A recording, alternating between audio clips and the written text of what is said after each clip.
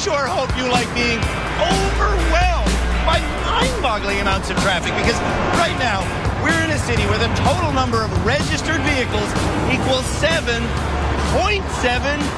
million. This is Sao Paulo, Brazil. South America's largest city has seen its vehicle population quadruple since 1980. Welcome to Brazil, baby. This landlocked metropolis is home to 20 million people and some of the world's most congested traffic. Motherfucker, right? Oh, totally, yeah, but I speak it in English. When the traffic does move, it doesn't all move at the same speed. I'm trapping myself! Motorcycle delivery drivers, known as Moto Boys, go way faster than the car traffic. Oh, I'm passing a motorboy. I'm now a man. I'll be here for the next week, driving as many different vehicles as I can get my hands on. Woo! With the goal of learning enough about the local driving culture to ultimately work as a moto boy. There's a sign that says 50, we're doing 90. But being on the streets of Sao Paulo will mean getting squeezed, almost scratched, squished, and surrounded. So unless you get some perverse thrill out of that feeling you get when you're lost in a crowd, don't drive here. I'm Andrew Younghusband. Is 1 week enough time to learn how to drive as well as a local in a city that has some of the world's most dangerous traffic? I'm about to find out. Here in the super crowded city of Sao Paulo, there are over 900,000 motorcycles on the street. It's easily the fastest way to get around town. So to really get involved in the motorcycle traffic here, what I'm going to do is I'm going to get on the back of a bike that's driven by a guy who deals with motorcycle tourism. And then, let's assume I survive that, what I'm going to do is drive myself. Often in these cultures, I'm kind of cocky and I'm kind of excited about it. Here, honestly, not so much. I'm nervous because every single day in Sao Paulo, on average, more than one motorcyclist dies. The man who will be introducing me to Sao Paulo's motorcycle culture is Fox Dalbin. And before we even move, he's got a warning for me. Take care. Take care of my knees. You take care of my knees, man. You're the one steering. Yeah. Uh-oh. As soon as we enter the flow of the multi-lane traffic, The motorbike, do this. we're getting passed by honking moto boys. Look this. Look, so that's a moto boy. Yeah. Whipping around like that. They do beep beep. They go beep beep? Beep beep. When they're going to pass you? Yeah. The moto boys aren't just easy to hear. This guy gonna cross. They're also easy to spot. Some of them have bulging backpacks, but most of them have large boxes strapped to the back of their bikes. So this guy here, that's a moto boy. Yeah, you saw this is motorboy, yeah. And to enable them to squeeze through the lanes of cars, most of them have very narrow handlebars.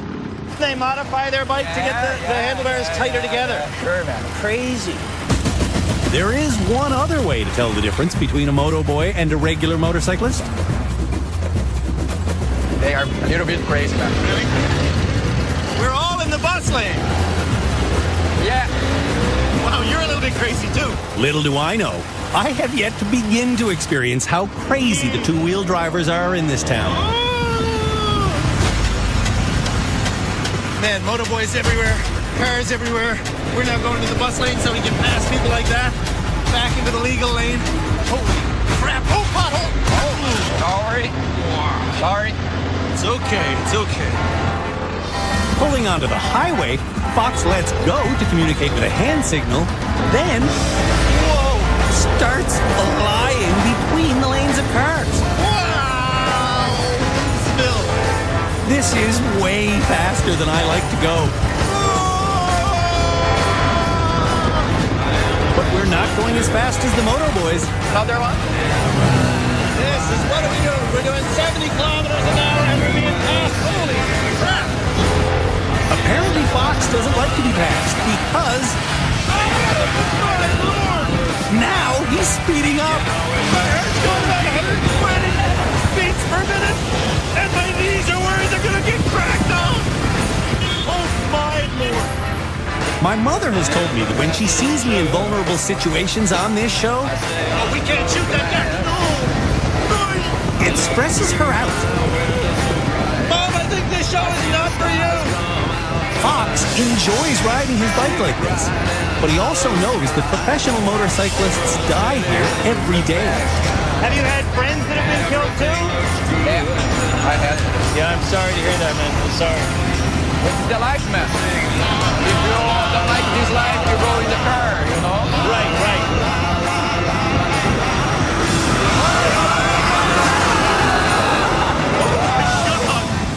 That's freaky. It's not as freaky as this. I'm crapping myself. I'm going to be crapping myself a whole lot more momentarily because I'm about to start driving. My turn, isn't it? Driving in the downtown core isn't that tough because the cars are either moving slowly or not at all. Even so, it just doesn't feel right. Have you ever been this scared in your entire life? It's mayhem here. You guys are crazy. So am I, though. That's part of the weirdness of it all. I'm crazy, too. To move even faster through the downtown core, Take care of the ambulance, okay? Fox is now tailgating an ambulance. You use the ambulance like a snowplow to get you through. You sneaky little devil. I thought we'd be staying on beginner roads today, but There. Fox has taken me to an advanced road. Oh, man. How do you merge into that? I merge into that Thank you. by doing about 40 shoulder checks. And then the car passing begins. Feels so wrong. Feels so wrong. I only ever got my motorcycle license for this show. I don't really feel like I'm good enough to be doing this. It's all so new to me. I'm coming with you. I'm coming with you. Wow, this is far and away the most powerful bike I've ever been on. It's only a small bike, but so far pretty much every bike I've driven has been a rinky-dink piece of crap, and now we're on. Where are we going, to the right? Looks like our path. When Fox told me to look to my front just now, I didn't understand what he meant. What he meant was stop doing shoulder checks. Look, how time is there? Don't look too Never look backwards. Never look backwards. Only look forward. What is this, Delhi, India? I'm going 100 kilometers an hour, and that's the fastest I've ever driven on a motorcycle. Wow, it is faster than the traffic until you clip a mirror and then slide underneath somebody and have them crush your skull. Then you become a lot slower than the traffic. I better get going, because now that I'm only looking forward, I have no idea that I'm holding up a long line of motorboards. Oh, this is so freaky.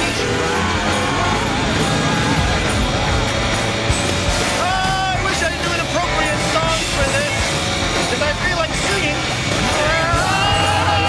Take the place of yelling, hold, we merge into that, into that, into that. All right. Merging into that will require a whole lot more yelling.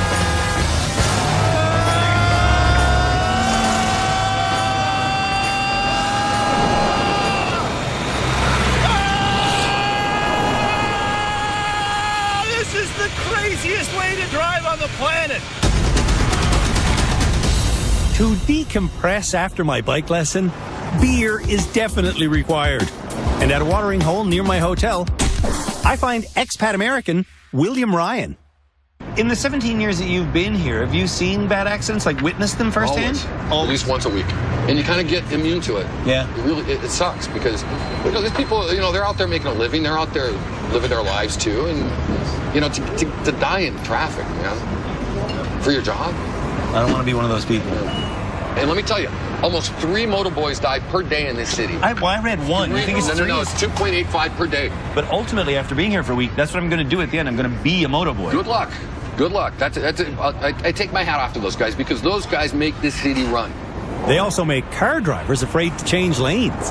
What happens is you're maybe moving 10, 12, 15 kilometers an hour. And they just... they're going 90, 100. So... You're going to clip one of these guys. You're going to clip one of these guys, and if you clip them, don't stop. Did you say, if I clip one, don't stop? Don't stop. Because what's going to happen is, right behind him, within 2 minutes, there's going to be 60 more. Yeah. And those guys, you're going to get lynched. Let's go. Yeah. When my Sao Paulo driving experience continues, I fly through the streets on an emergency run. No motorboy, no. Then I really start flying.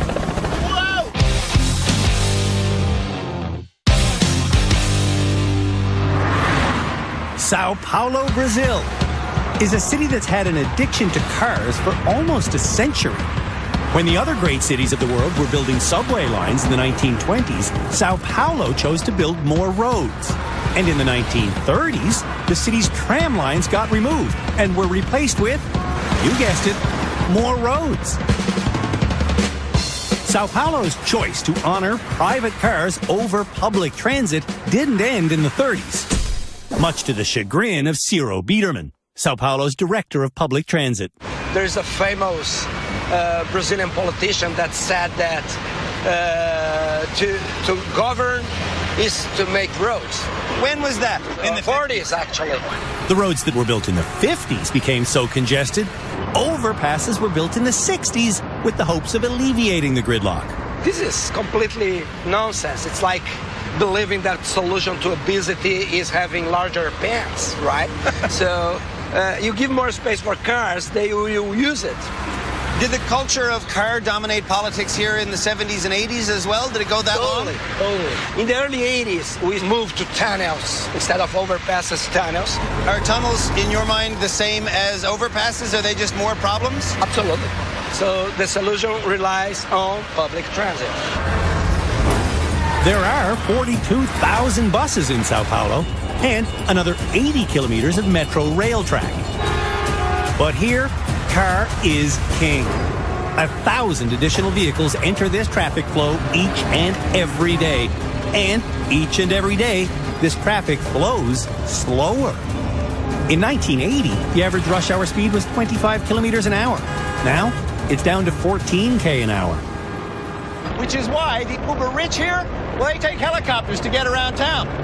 There are 500 privately owned choppers in Sao Paulo. And for the next step in my automotive education, I'm going to join in on Sao Paulo's treat as being the most chopperific city in the entire world. You bet it, baby. I'm riding the helicopter.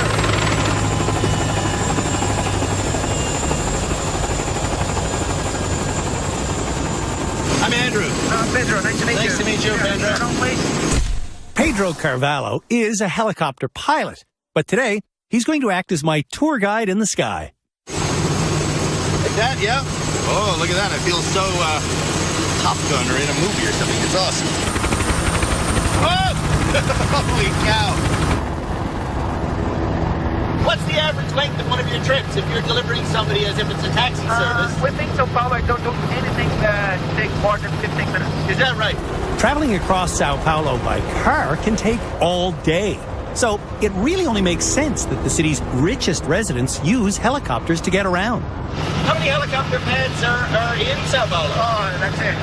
You don't know? Big question. No idea. But it's so many thousands. I don't know. Thousands? Yeah. Almost every business building there is a helipad on the top. Is that right? Yeah. Sao Paulo has more registered helicopter pads than there are in all of the United Kingdom.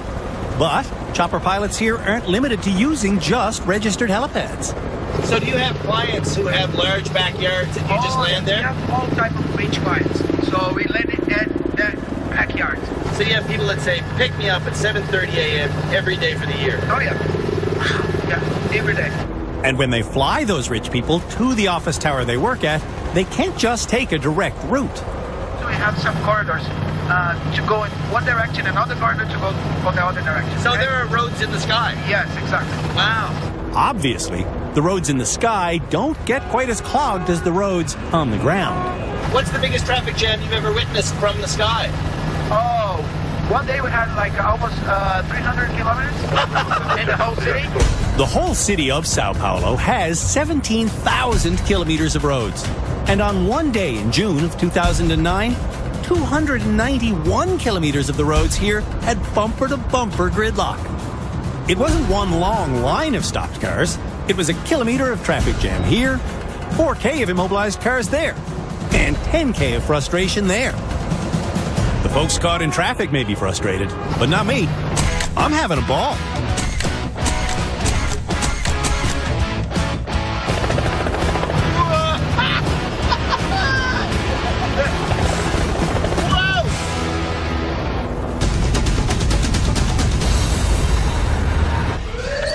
Jeez, fire pole fun. Look at that. And look at this, too. This is a motorcycle that's completely tricked out with first aid gear. It's basically a paramedic vehicle on 2 wheels. Here in Sao Paulo, 11,000 calls a day go through the emergency response system. And here in one of the city's 46 fire stations, the kind of call they deal with the most is traffic accident. So today, I'm going to be driving that vehicle as we trail this vehicle, and our mission will be, well, to respond to whatever emergency there is. The guy who will be accompanying me today usually drives one of the speedy paramedic motorcycles. But today, Sergeant Edson Dutra will be riding shotgun with me. Let's go. Let's emergency. Yeah. When an emergency call comes in, it's essentially the start of a race. Someone with a car hits someone with a bike. Okay. It's a bike versus car. Bike versus car could mean a critical injury. Today, my mission is to simply keep up with the ambulance in front of me. Now, how close do I want to be? As close as I possibly can, right? Yes, but please do not crash. Do not hit, yes.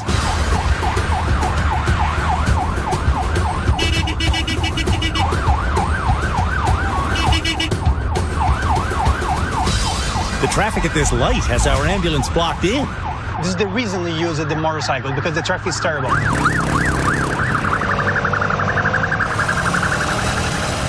They'll be the first to respond every single time. They'll beat us there every time. They are very fast. We're fast, too. No, motorboy, no. Sliding through the city at 70k an hour while tailgating is pretty intimidating. It's just so weird having your foot to the floor in the inner city. It doesn't feel weird to Sergeant Dutra. He enjoys it. So this job for you contains everything that you love, helping people, riding motorcycles. These are your two favorite things to do in the world. And adrenaline. Yes. Is everybody who does work like this an adrenaline junkie on some level? Yeah. Yeah? Yeah, I think so. Hey! My adrenaline is pumping by the time we arrive at the scene of the accident. Okay, let's see what happened. Sure. What happened was a woman was knocked off of her scooter. How? Sergeant Dutra is finding that out now. In fact, there was a bus and then hit the scooter and then the bus go away. Before the paperwork can even begin, a new call comes through. That's the way it happens here in Sao Paulo. There's accidents all the time. Do the math. There's 20 million people here, 7 million vehicles. They're hitting each other. What happened? Our man fell in the street. Okay, same as before. I'll follow the truck? Yes. Okay. Same as before, my adrenaline is flowing. That's amazing that people will do that. Boy, and he smiles and you see the thumbs up. That's just crazy. What's really crazy is that at practically every intersection, the cars make no effort to move. That bus is backing up so we can get through, is it? We like that bus driver. Yes. We like him. He help us. Yes. The firefighters in Sao Paulo help everyone. It's really important work. Thank your local firefighter. When my Brazilian driving education continues, I drive a delivery truck and learn more about the local motorcycle culture. How old do you have to be to drive a motorcycle? 10.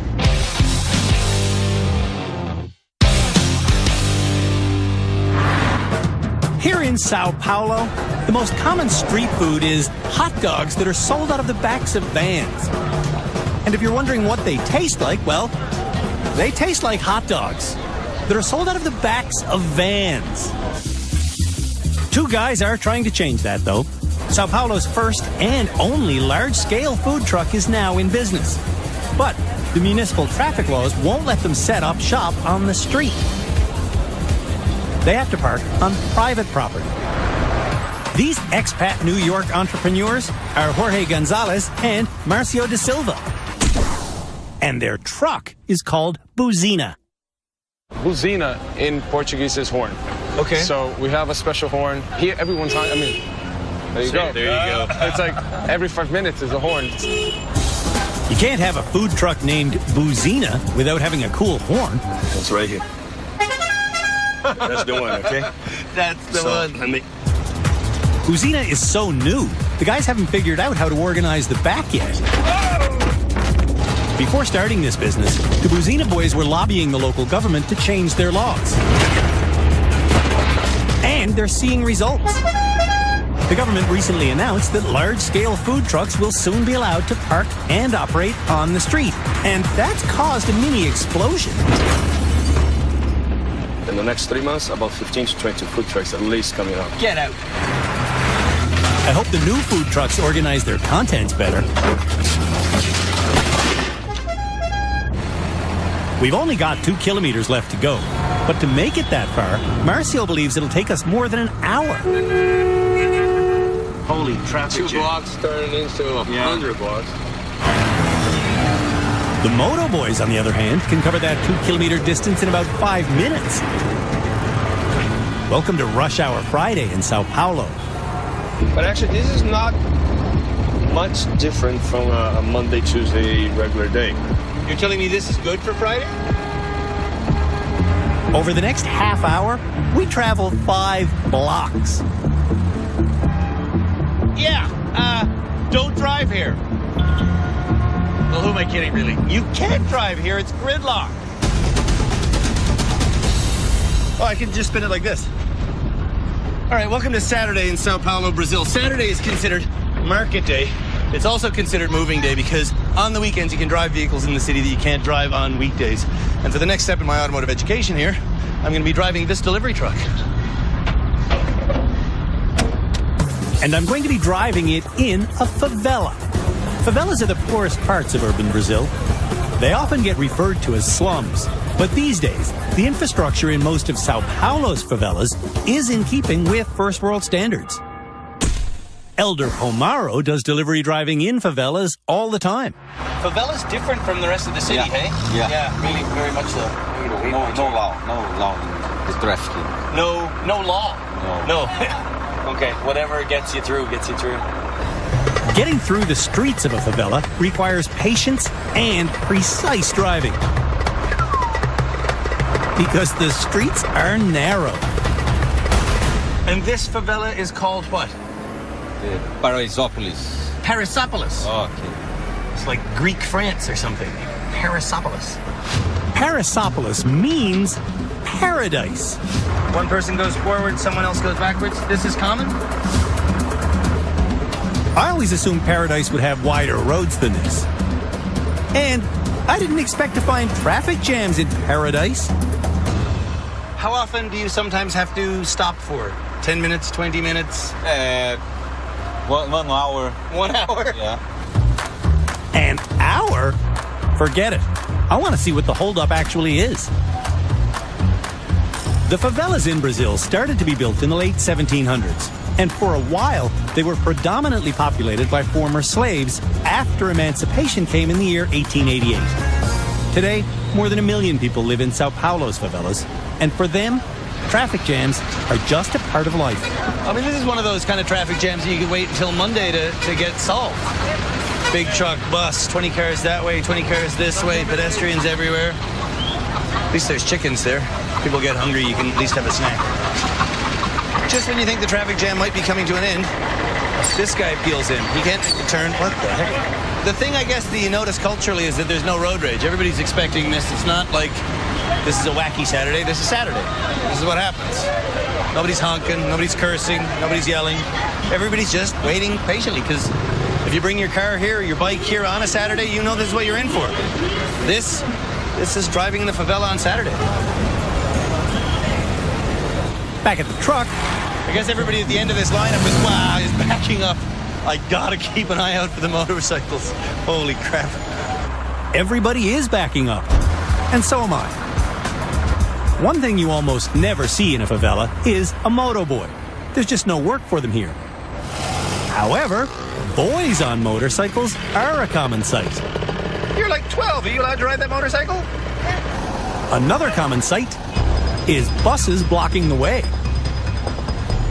3 on a bike, child with no helmet, raining, weirdest traffic jam I've ever been in. Welcome to the favela here in Sao Paulo, Brazil. When my Sao Paulo driving education continues, I get right into the thick of the business district's traffic by working as a bike courier. This ain't being a bike courier, man. This is having a death wish.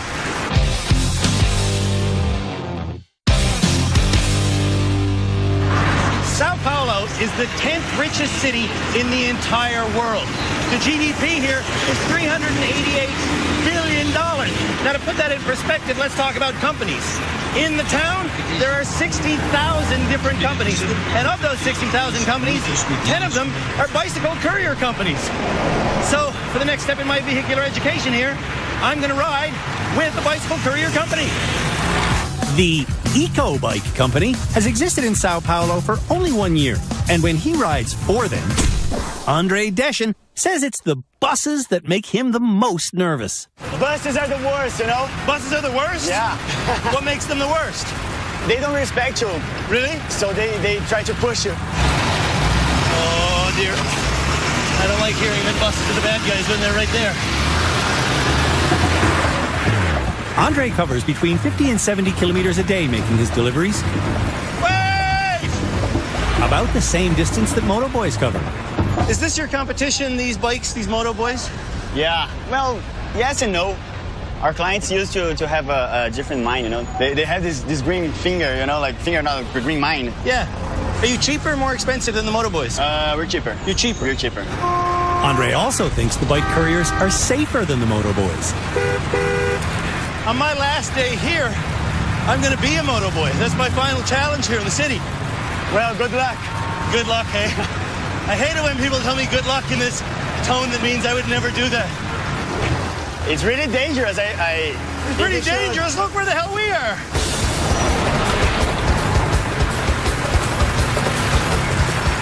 Andre tells me he's cycled past a dead Moto Boy. He's laying on the ground and lots of blood. Lots of blood. Yeah, and it was not just once, you know. You see, on a weekly basis. You see a Moto Boy's bike down on the ground on a weekly basis? Yeah. Is this where we're turning left, Andre? Yeah, left here. Oh man, that's a hairy turn, eh? Yeah. Holy crap. Where the next turn takes us is to the city's busiest street, Paulista Avenue. 8 lanes of fast-moving traffic. This is just mayhem. This is the biggest city in South America. This is its biggest street. This is rush hour. This is being a bike courier in Sao Paulo, baby. Wait for me! Woo! Flying between the vehicles with no margin for error is giving me a new perspective on what this job really is. This ain't being a bike courier, man. This is having a death wish. Little do I know. Oh, man, boss, look out. Run for your life. 2 bicyclists did recently die on this very street. In this avenue, we have like 2 ghost bikes. Ghost bikes? Like... Yeah, when people on a bike die, they make this tribute. Ghost bike tributes are an international phenomenon. What do you think when you see this? Does it make you worried as a bicyclist? I think, yeah. But it also reminds me that I'm still alive, so... On Paulista Avenue, the 2 ghost bikes are just a couple of 100 meters apart. Is that another one right there? Is that another one? On the other side is writing, does your hurry worth a life? Is your hurry worth a life? Yeah. Stop rushing. Yeah. The irony is, we're late for our next delivery. And if you're a bike courier in Sao Paulo, Brazil, your job is to hurry. Wait for me!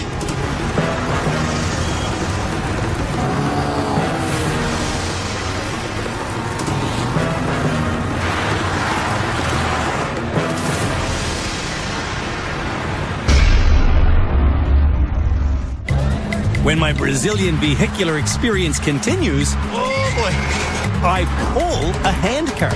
it's not a car crash that kills me, it's gonna be a heart attack.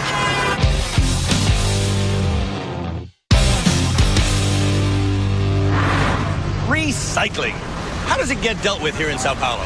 Well, every day, businesses push all of their recyclables in front of their establishment, and other guys cruise the neighborhoods, picking it up and putting it in carts that they then push to some corner where another truck picks up the recyclables and takes it to the depots. Carts just like this. For the next step in my automotive education here, I'm not going to be driving a car. I'm going to be pulling a cart. The guy I'll be pulling a cart with always works with a partner. And today, I'll be that partner. Vladimir Zungalo only knows 2 words of English. Let's go. Okay. Where are we going? Oh, we're going that way. I can't keep up. I don't know where he's going. He's going in the bus lane is where he's going. Oh, man, she wants to take off going downhill. So there's hundreds of guys like this in the city. They're all over the place. They're in the slums. They're in the downtown business district. They're everywhere. In fact, catadores, as they're known, are so plentiful that in the entire country of Brazil, there's believed to be over 1 million of them. We should unionize, all of us pull cart guys. We could make more profit. How you doing, buddy? If you want to join the union, I'm having a meeting later. The recycling catadores work in 2 ways. As scavengers, just picking up refuse that's left anywhere. Yeah, it's good? Yes, let's go. And they also have regular pickup spots from specific businesses. Thank you. I'm just learning. Thank you. How am I going to just crush that down in there?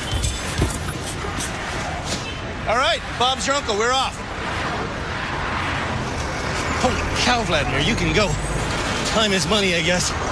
Jeez, if it's not a car crash that kills me, it's going to be a heart attack. Who got any cardboard? Recyclable guy coming through town. Anybody got any recyclables? There's certain things you don't picture yourself doing in this life. When I was a little boy, I wasn't dreaming about pulling carts uphill with oncoming buses. Oh, boy. I have superhuman strength. Or at least that's what I think. Woo! I don't realize that Vlad is pushing me. Where are you, Vlad? Okay. Oh, were you pushing? Huh? Were you pushing me? Where's your cart? I can subir. What the hell's going on? What's going on is teamwork. So now I have to push you? No, see? Okay. One catadore alone can't take a heavy cart uphill. Oh, man, no wonder they work in 2s. It's embarrassing to think that just a few moments ago, I believed I had superhuman strength. Here? Oh, here's where the pickup happens? I see that. When we get Vladimir's cart to the spot where the recycling truck picks things up, we go back to retrieve mine. There we go, Vladimir. I've pulled this kind of cart in Haiti and in Nairobi, but never uphill. In Haiti, they call them burrettes. In Nairobi, they call them cocotenes. I call them hell on wheels, man. And I definitely call the people who drive them the keepers of the city. Dude, you do amazing work. Yes. Yes. Oh. Holy crap, man. You gonna go drinking now? Yes.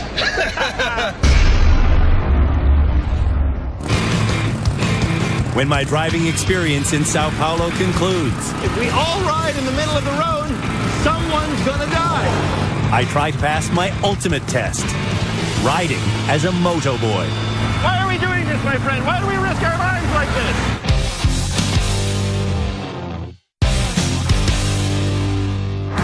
I've been in Sao Paulo, Brazil for 1 week. Trying to learn enough about the local driving culture to see if I can handle the city's most dangerous driving job. Wait! And as you know by now, the most dangerous driving job in this city is the one that's done by the motorcycle couriers known locally as Moto Boys. So, for my ultimate driving test here in Sao Paulo, I'm going to suck back my fear and I'm going to tackle the city's most dangerous driving job. Oh my God. I'm going to be a Moto Boy. Specifically, I'll be riding with a professional moto boy as he makes his afternoon drop-offs. My goal is to keep up with him on his circuitous 40-kilometer route and also to not die. The moto boy I'll be with today is longtime Sao Paulo resident Junior Rambo. That's right. I'm driving with Rambo. Oh, we gotta go. Yeah. Go. Going with speed freak Junior Rambo feels like it's going to be toxic to my health. Junior drives like a madman. And if I'm going to pass this ultimate test, I'm going to have to drive like a madman. So, when I see Junior shoot a gap, I shoot the same gap. Oh, it's so tight. Why would you even try going through there? Why am I trying to go through there? And when I see him drive in the oncoming lane, I drive in the oncoming lane. Wait Wait for me, Junior. Come on, buddy. Wait for me. And when I see Junior speed up to 70 and fly past a moving car, I try to do the same thing, but I nearly run into a parked car.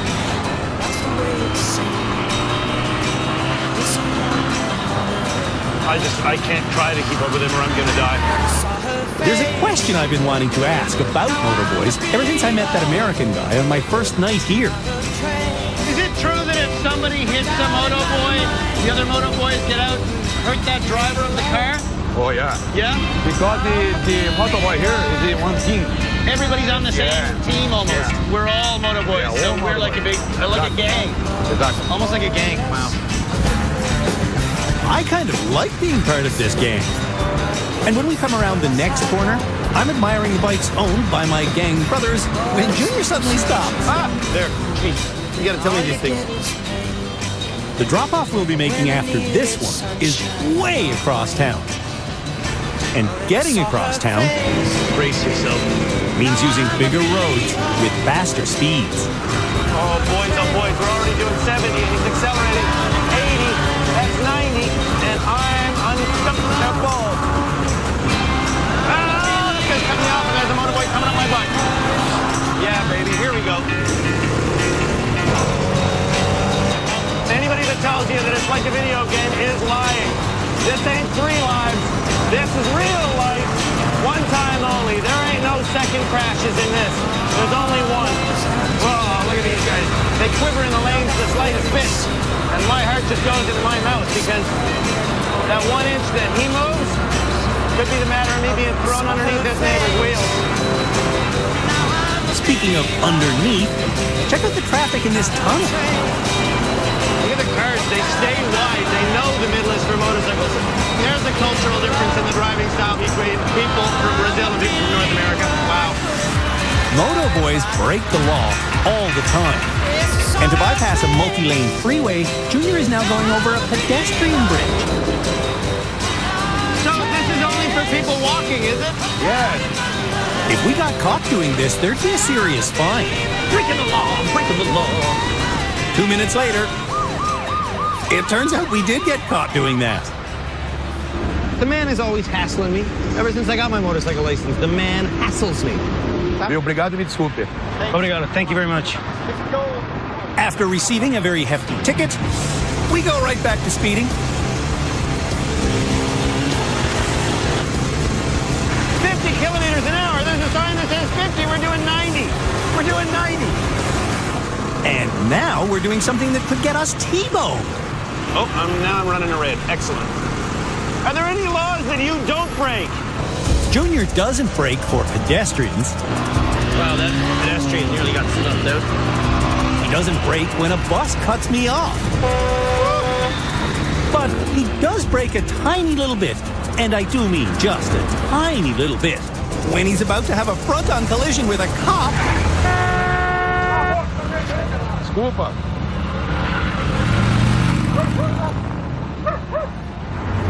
Our next delivery is at a hospital. Oh, here? Yeah, here, right. Left. After this drop-off is done, the intensity level is going to rise yet again. You get gauze and stuff for when I crash? Yeah, no. Because we're headed into evening rush hour. Oh, hello, motorboy. Always in the oncoming lane. But the other motorboys come in the oncoming lane. If we all ride in the middle of the road, someone's gonna die.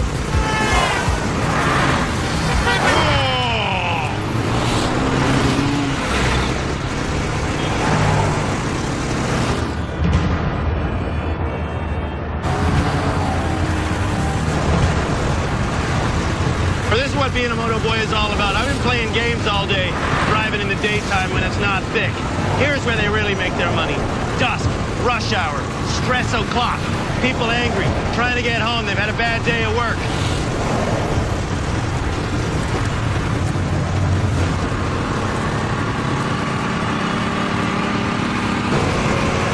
This is madness. This is absolute madness. Why are we doing this, my friend? Why do we risk our lives like this? It just seems nuts to me. Oh, man. Good luck out there, buddy. Good luck. Look, the nice bridge. That's the coolest bridge ever. I wish I could tell you that I was really enjoying the coolness of this curving bridge, but the truth is, I'm still thinking about how this job could kill me. Jeez. Man, it never gets uninteresting, hey? Never, not for a split second. In the newspaper tomorrow, there will be the names of 2 moto boys who died today. Turning right, yeah. Pulling up to our final delivery. I'm thankful my name won't be one of them. That's the last one? Yeah. Oh, man. Congratulations. Congratulations, I lived. I'm still rolling backwards. I lived. Holy crap. I don't know how you do it every day. I would not have all my teeth if I had to do this every day. I'd eventually crash and my face would explode. Is it normal here? It's normal here, yeah. You should come to Brazil. It's absolutely phenomenal. But do yourself a favor, man. Don't drive here.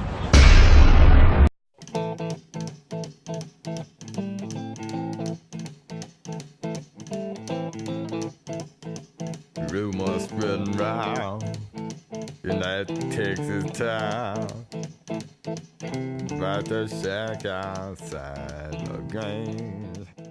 And you know that.